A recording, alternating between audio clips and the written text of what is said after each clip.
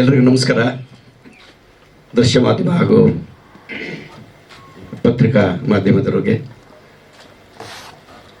ಹಾಗೂ ಈ ಸಿನಿಮಾಗೆ ಹಾರೈಸಿಕೊಂಡು ಬಂದಿರೋಂಥ ಎಲ್ಲ ಕಲಾಭಿಮಾನಿಗಳಿಗೆ, ಟೆಕ್ನಿಷಿಯನ್ಸ್ಗೆ ಎಲ್ಲರಿಗೂ ನನ್ನ ನಮಸ್ಕಾರ ಮತ್ತು ರಾಜ್ಯೋತ್ಸವದ ಶುಭಾಶಯಗಳು.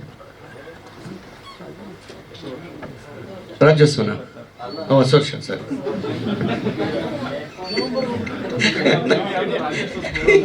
ಇಲ್ಲ,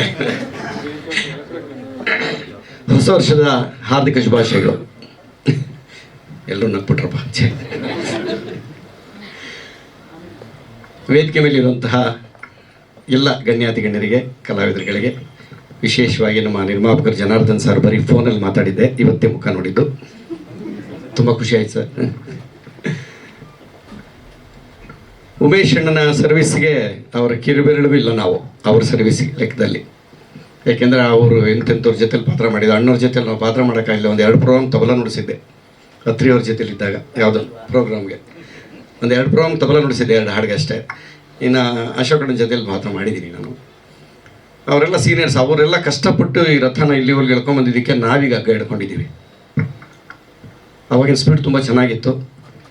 ಈಗೇನೋ ಗೊತ್ತಿಲ್ಲ. ಎಲ್ಲರೂ ಕೇಳ್ತಾರೆ, ಯಾಕೆ ಸರ್ ಸಿನಿಮಾಗಳು ಓಡ್ತಾ ಇಲ್ಲ ಅಂತ ನಮ್ಮನ್ನು. ನಾನೇನು ಟಿಕೆಟ್ ರೀ ನನಗೆ ಗೊತ್ತಿಲ್ಲಪ್ಪ ಅಂತೀನಿ.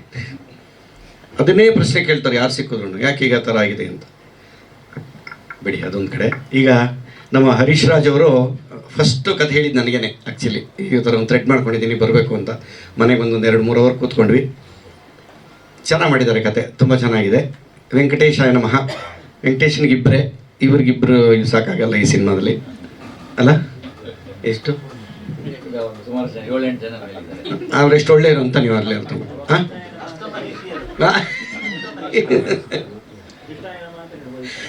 ಅಲ್ವಾ. ವೆಂಕಟೇಶ ಕೃಷ್ಣ 2 ಒಂದೇ ಅಲ್ವಾ, ಅದಕ್ಕೆ ಈ ಥರ ಮಾಡಿಸ್ತಾರೆ. ದೃಶ್ಯಗಳನ್ನು ತುಂಬ ಚೆನ್ನಾಗಿ ಕಟ್ಕೊಟ್ಟಿದ್ದಾರೆ. ಅವರಿಗೆ ಹಾಸ್ಯ ಪ್ರಜ್ಞೆ ಜಾಸ್ತಿ. ಅವ್ರು ಹೇಳಿದಾಗೆ ಸೀನ್ಗಳನ್ನ ಸ್ಪಾಟಲ್ಲಿ ತುಂಬ ಇಂಪ್ರೂವ್ ಮಾಡ್ತಾ ಇದ್ವಿ. ಸಖತ್ತಾಗಿತ್ತು. ನಮ್ಮ ರಾಜಶೇಖರ್ 1ನೇ ಕ್ಲಾಸ್ಗೆ ಹೋದ್ರ? ಹೌದಾ? ಹ್ಞೂ.